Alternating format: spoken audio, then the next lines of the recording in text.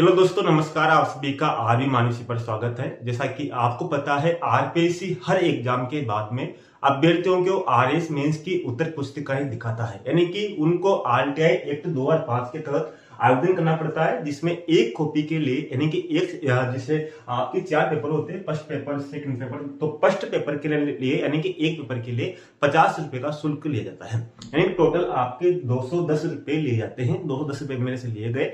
तो मैं मेरी कॉपी आपको बताऊंगा आरएस मेंस की, यानी कि आपको किस तरह से लिखना चाहिए। आपकी यानी कि बात करेंगे आपकी आंसर राइटिंग किस तरह से होनी चाहिए, हैंड राइटिंग के कितने नंबर्स कटते हैं, चेक करने का तरीका क्या है और मार्क्स कैसे मिलते हैं। यानी कि जो मुझे हर बार थे 2 बार जो 18 का जो एग्जाम हुआ था, उसमें भी मुझे फर्स्ट पेपर में बहुत अच्छे मार्क्स प्राप्त हुए थे और इस बार भी रिकॉर्ड मार्क्स प्राप्त हुए हैं। यानी कि मैं आपको बताऊंगा, जैसे आपको कट ऑफ गई थी 311 जो कट ऑफ गई थी उसके हिसाब से बात करेंगे। यानी कि 311 जैसे इसमें अगर आपके 70 प्लस थे, यानी कि जिन बच्चों के 70 प्लस थे उन्होंने टॉप किया था, तो मेरे फर्स्ट पेपर में लगभग 78 नंबर थे। बहुत ही अच्छे नंबर थे फर्स्ट पेपर में, और अधिकांश अभ्यर्थियों के इसी पेपर में सबसे कम नंबर आते हैं। और जो मेरे हिंदी इंग्लिश था, हाँ, ये हमेशा कमजोर रहा है, इसी वजह से मेरे रैंक हमेशा कम आई है, इंटरव्यू में सिलेक्शन नहीं हो पाता था। तो इसमें मेरे इस बार भी कितने नंबर, 73 नंबर आए थे, जबकि अभ्यर्थियों के यहाँ पर 120 130 नंबर आए थे। तो केवल मैं फर्स्ट सेकंड थर्ड पेपर की बात करूंगा। इन पेपरों में तो आपको मैं बताऊंगा कि इसमें लिखने की शैली किस तरह से हो, क्योंकि मेरी इंग्लिश और हिंदी सबसे कमजोर रही है, इस वजह से इसके बारे में बात नहीं करूंगा। लेकिन जो मेरा कठोर जो विषय है उस पर बात करूंगा। आपको इसी तरह लिखना चाहिए, यानी कि इस पर पूरी बात करेंगे। तो देखते हैं मेरी कॉपियां। हेलो दोस्तों, अब शुरुआत करते हैं मेरी कॉपी के साथ। यानी कि आप यहाँ पर देखिए, ये मेरी कॉपी है। इसमें मुझे यानी कि पेपर फर्स्ट में मुझे कुल मिलाकर 200 में से 71 अंक प्राप्त हुए हैं। यानी कि पेपर फर्स्ट में 71 अंक प्राप्त होने का मतलब है कि आपकी मेरिट स्वीकार है, क्योंकि आपके कट ऑफ 2022 में 311 गई थी और 70 से अधिक नंबर बहुत ही कम अभ्यर्थियों के पेपर फर्स्ट में आए हैं। तो आपको यहाँ पर देखना है कि आपकी हैंड राइटिंग कितनी महत्वपूर्ण है, आपके नंबर किस तरह से प्राप्त होते हैं, आपका लिखने का तरीका किस तरह से होना चाहिए। बहुत से क्वेश्चन मेरे ऐसे हैं जिसमें 5 में से 5 मार्क्स मिले हैं, और बहुत से क्वेश्चन ऐसे हैं जिसमें मैंने सब कुछ लिखा है, फिर भी उसने एग्जामिनर ने जिन्होंने चेक किया है उन्होंने मुझे कुछ भी नहीं दिया। तो चलो बात करते हैं एक एक के बारे में। इसमें कुल मिलाकर इतिहास भी रहेगा, अर्थशास्त्र भी रहेगा, समाजशास्त्र भी रहेगा, अंकेशन भी रहेगा। तो इस पर बात करेंगे। जैसा कि देखते हैं यहाँ पर, इसका जो पहला क्वेश्चन था पूछा था, इसमें पहला क्वेश्चन ये था, भारतीय वैदिक दर्शन के परंपरागत जो रूढ़िवाद थे उसकी 6 शाखाओं के नाम लिखिए। अब इसमें 6 शाखाओं की बात की गई थी, तो मैंने यहाँ पर कुल मिलाकर 5 शाखाओं के नाम लिख दिए। ठीक है, तो इसमें मुझे 2 में से 2 मार्क्स मिल गए। ठीक है, पूर्व मीमांसा, उत्तर मीमांसा, योग दर्शन, न्याय दर्शन, वैशेषिक दर्शन। अब आप यहाँ पर राइटिंग भी नोटिस करना, यानी कि आपको इस तरह से लिखना है। ठीक है, नामोल्लेख कीजिए। अब यहाँ पर आपको क्वेश्चन पर विशेष ध्यान देना है, क्योंकि बहुत सी बार हड़बड़ी में समय कम रहता है, तो आपको क्वेश्चन पर विशेष ध्यान देकर पढ़ना है, उस पर क्या पूछा गया है। अधिकांश नंबर अपने इस तरह से ही बढ़ते हैं। अगला दूसरा क्वेश्चन पूछा गया था, रावण हत्या क्या है। अब यहाँ पर आप देखोगे, मैंने यहाँ पर लिखा रावण हत्या एक तंत्रवाद यंत्र है। इसका नहीं दिया उसने, इसका केवल उसने आधा नंबर दिया। 2 में से केवल कितना, यानी कि आधा नंबर दिया है, 1 नंबर भी नहीं दिया। किसका दिया है, केवल ये कि देवताओं के गीतों का गुणगान किया जाता है, बाकी इसका कुछ भी नहीं दिया। यानी कि इसके बारे में मैंने ज़्यादा मालूम नहीं था तो सही, लेकिन क्या लिखा, तो इस तरह से मैंने यहाँ पर लिखा है।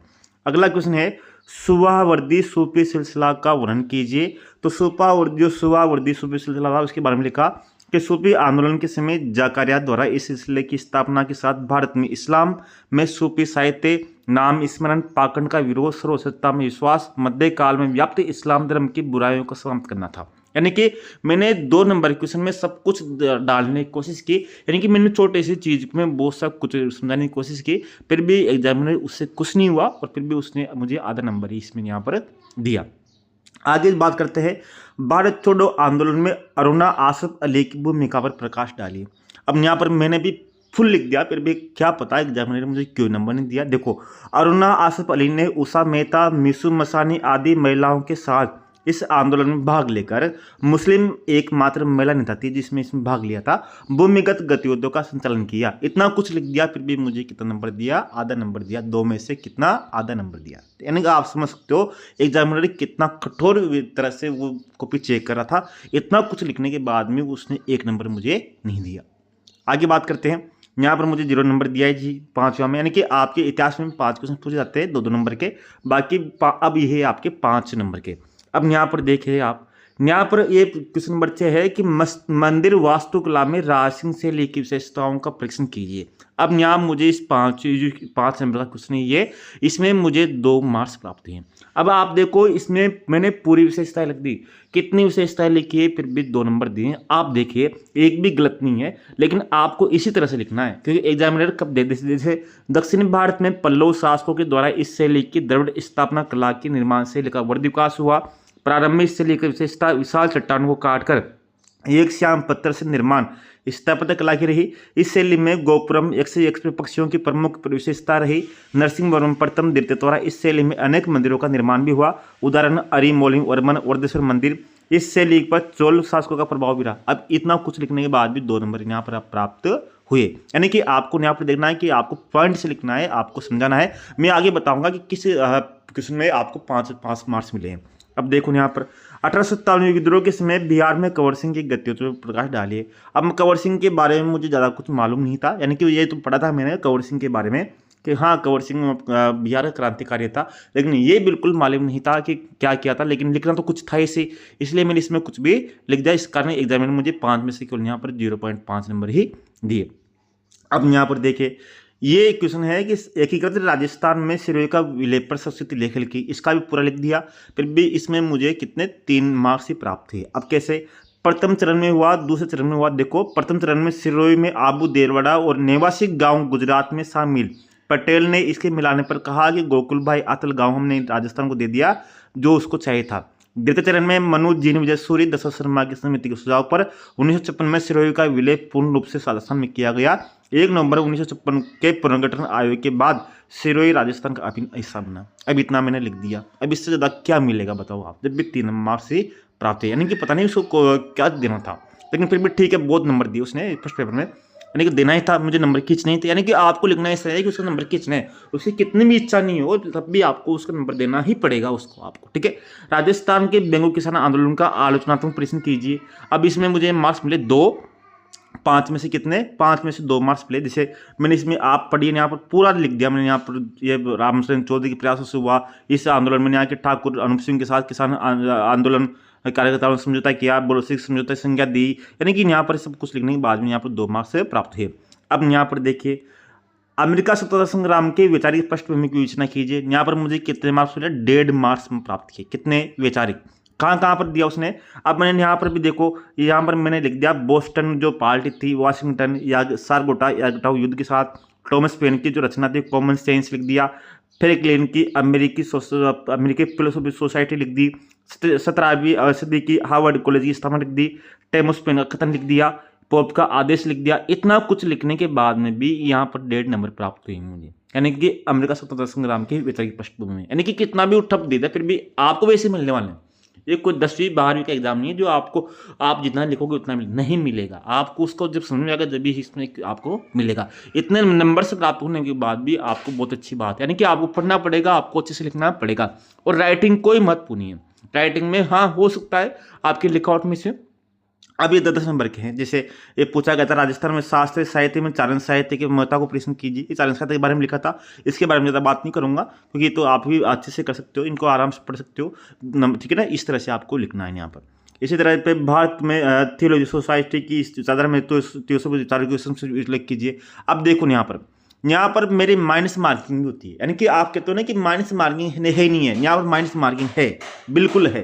कैसे है, मेरे यहाँ पर माइनस मार्किंग की गई है। कौन कौन सी, जैसे मैंने यहाँ पर सब कुछ लिख दिया, लेकिन मैंने यहाँ पर देखो इसने यहाँ पर क्या लगा दिया, ये लगा दिया क्वेश्चन मार्क लगा दिया, यहाँ पर ये क्वेश्चन मार्क यहाँ पर लगा दिया, यानी कि मैंने वेरिएंट डेरिवेटिव जो वेरिएंट डेरिवेटिव है इसका उल्लेख यहाँ पर कर दिया। बंगाल के आधुनिक राष्ट्रवाद का जनक, जबकि इसमें थियोसॉफिकल सोसाइटी का इसमें कोई योगदान नहीं था। किसका, वेरिएंट डेरिवेटिव का। इसके मेरे दिमाग में आ गया, लेकिन वहाँ पर लिख दिया तो एग्जामिनर का वहाँ पर नकारात्मक प्रभाव पड़ गया, तो उसने यहाँ पर क्या कि उसी नंबर को काट लिया मेरे। यानी कि आपको अनचाही चीज़ें आपको आंसर राइटिंग में नहीं करनी है, आपको जो चीज़ें है वही चीज़ें वहाँ पर देखनी है, ठीक है। ये चीज़ें आपको यहाँ पर प्राप्त देखना है। आगे देखो यहाँ पर भी देखो डेरिवेटिव में वेवन डेरिवेटिव, फिर यहाँ पर देखो आपके रोने का अच्छे से एक एक चीज को आराम से चेक करता है, कोई इशू नहीं। देखो यहाँ पर भी उसने देख लिया वेरियन डेरिवेटिव ने बंगाल में एंग आंदोलन, यहाँ पर भी उसने क्वेश्चन मार्क लगा दिया, और यहाँ पर भी उसने यहाँ वेवन डेरिवेटिव पे क्वेश्चन मार्क लगा दिया। यानी कहने का मतलब है कि एग्जामिनर एक एक लाइन को पढ़ रहा है आपकी को, आप ये नहीं कह सकते 10-12 तरह आपके ऊपर चेक हो रही है, एक एक चीज को देख रहा है आराम से, एक एक चीज को पढ़ रहा है, उसको लग रहा है कि हाँ क्वेश्चन देना है, तब भी क्वेश्चन मिलेगा आपको। फालतू नहीं, आरएस जब भी बनोगे। और मेरी कोशिश है कि अगली बार तो जब भी मुझे टाइम मिलेगा, क्योंकि बट अभी मैंने कोई फॉर्म नहीं भरा इस बार, लेकिन जब भी मुझे टाइम मिलेगा तब भी मुझे लगेगा हाँ अब मैं एक बार एग्जाम फिर दूंगा, ठीक है। ये चीजें आपको यहाँ पर देखनी है। इसके बाद में तृतीय युद्ध में दौरान भारत ने देश उद्योग विकास की रचना कीजिए, यहाँ पर भी लिख दिया पूरा कुछ कुछ, ये 4 क्वेश्चन थे, इसके बारे में मैंने लिख दिया, ये बता दिया आपको, ठीक है। ये अब आप देखें यहाँ पर, ठीक है, ये अर्थशास्त्र का कॉलम है। अर्थशास्त्र में पूछा गया था कि भारत कौन से 8 मूल उद्योगों को आदर पूछना करते, 8 उद्योगों नाम लिखने थे, मैंने 8 के 8 लिख दिए, 2 के 2 मार्क्स मिल गए। जैव ईंधन में ऊर्जा के मुख्य स्रोत क्या है, पशुओं के अपशिष्ट होना, रतन शोध के बाद भी ये लिख दिया, तो इसने कितने नंबर दिए, 1 नंबर दिया, चलो ठीक है, 1 नंबर भी बहुत है। भारतीय बजट में राजस्व व्यय के मुख्य मुद्दों को लिखे, पूरा लिख दिया, फिर भी नंबर नहीं दिया, 1 नंबर दिया। कौन कौन सी है, सबसे ज़्यादा मत तो ब्याज अदायगी है, फिर उसके बाद में सब्सिडी है, रक्षा व्यय है, पेंशन खर्च है, ये सब कुछ है, बाद में राशि घोषित घाटा है, ये भी लिख दिया, इसको दे दिया। यानी कि उत्तर में अच्छे नंबर मिले सब में। देखो यहाँ पर राजस्थान में कृषि प्रदेशता के उद्देश्य भी लिख दिया, और वित्त पोषित संस्था का नाम भी लिख दिया, तब तक इसको नाम मिला। यानी कि आपको क्वेश्चन आराम से पढ़ना है, क्वेश्चन आराम से पढ़ के आपको देखना है कि पूछ क्या रहा है। जैसे उद्देश्य क्या है इसके, वित्त पोषित संस्था क्या है, तो उद्देश्य यहाँ पर लिख दिया, वित्त पोषित संस्था यहाँ पर लिख दी, 1.5 नंबर मिल गया, चलो सही बात है। अब यहाँ पर मैं आपको यहाँ देखो, इसमें देखो 5 में मार्क्स मिले, कितने, 5 में से 5 मार्क्स। कैसे, भारत में निवेश वार्षिक बिक्री के आधार पर सूक्ष्म लघु मध्यम उद्योगों को परिभाषित कीजिए। मैंने परिभाषित नहीं किया, मैंने तो डायग्राम बना दिया। सूक्ष्म उद्योग निवेश के आधार पर टर्नओवर लिख दिया, तो यहाँ पर लिख दिया निवेश टर्नओवर, यानी कि उसकी पूरी चीजें यहाँ लिख दी सान, यानी कि इसका मतलब यह है कि आपको ज़्यादा शब्द लिखने की कोई आवश्यकता नहीं है। मैंने एक चीज़ महसूस की कि आप कम शब्द लिखो, लेकिन जो चीज़ें पूछ रही है उसके बारे में लिखो, ज़्यादा आपको कॉपी बनने की आवश्यकता नहीं है। बहुत सी बार तो मेरे इसमें पेपर सेकंड में थर्ड में तो नेगेटिव मार्किंग हुई है, मैंने ज़्यादा शब्द लिखने के बाद में एग्जामिनर ने वहाँ पर डंडे लगा दिए मेरे, और नंबर काट ले वहाँ से, ठीक है।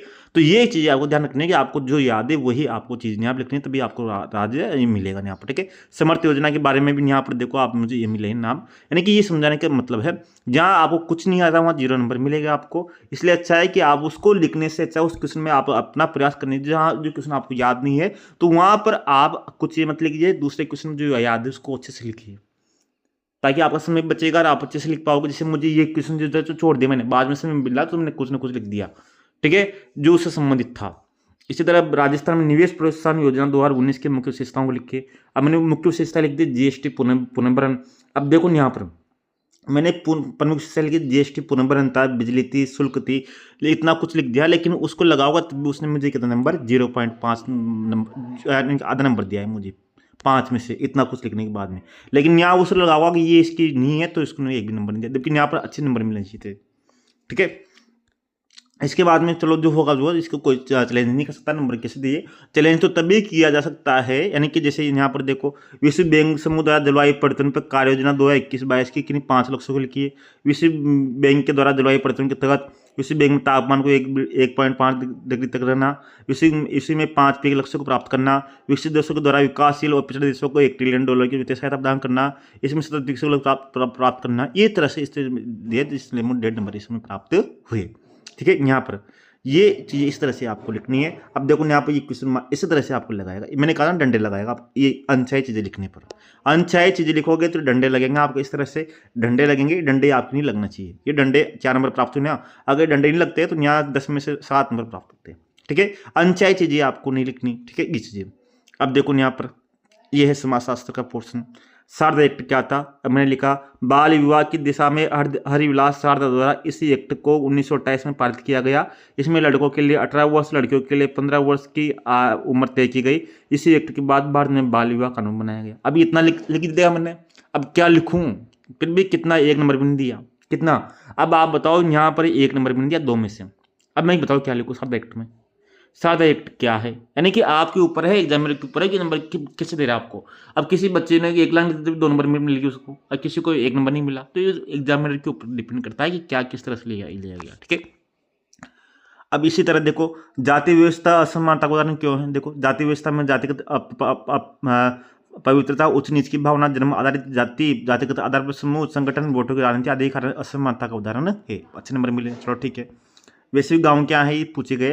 राजनीतिक भ्रष्टाचार का परिभाषित कीजिए। राजनीतिक भ्रष्टाचार एक तरह से परिभाषित किया गया है चुनाव में टिकट वितरण में भ्रष्टाचार, पदों का दुरुपयोग, पदों की बिक्री, यानी कि आप चाहो उसमें चीज में, क्योंकि आपको उसने इस तरह से पूछेगा 2 नंबर का भी कि आप उसमें 10 अंकों का उसमें लिखो, तो आप जितना हो उतना लिखो उसमें, ठीक है। वृद्धावस्था पेंशन योजना में यहाँ पर आप देख सकते हो, स्क्रीनशॉट ले सकते हो किस तरह से लिया है। तो यहाँ पर आप आराम से देखिए कि आपको किस तरह से लिखना है। श्रीनिवास द्वारा प्रभु जाति की है ना, इस तरह से आपको लिखना है चीज़ में, ठीक है। राजस्थान में जनजातीय समुदाय की 5 प्रमुख समस्याएं, ये समस्याएं यहाँ पर इस तरह से, ये पूरी समस्या लिख देखिए 2 3 4, ये 5 समस्याएं लिखिए, 5 समस्या 2.5 नंबर मिल गया। इस तरह से आपको लिखना है। आपूर्ति श्रृंखला, ये पूरी चीज़ें आपको मैंने आपको बताया कि आपको इस तरह से लिखना है। आप इससे अतिरिक्त डायग्राम बना सकते हो ताकि आपको अच्छे नंबर मिलें, क्योंकि इस बार फर्स्ट पेपर बहुत ही कम बच्चों के नंबर आए थे, जो मैंने आपको सबसे महत्वपूर्ण पेपर बताया। मैं आपको सेकंड पेपर बताऊंगा, थर्ड पेपर बताऊंगा। इन चीज़ों को आपको यहाँ पर आप स्क्रीनशॉट ले लेना और आपको यहाँ पर लिखना है। देखो यहाँ पर पूरा लिख रखा है, आप यहाँ पर देख लो, स्क्रीनशॉट ले सकते हो आराम से, ताकि आपको यहाँ पर मिलेगा। इसकी आपको अच्छे से यहाँ पर लिखना है ताकि आपको गुड मार्क्स से मिला प्राप्त हो, यानी कि इतने अच्छे मार्क्स आपको मिल सके, ठीक है। धन्यवाद, नमस्कार, जय हिंद दोस्तों। अगले पेपर में अपन मिलते हैं।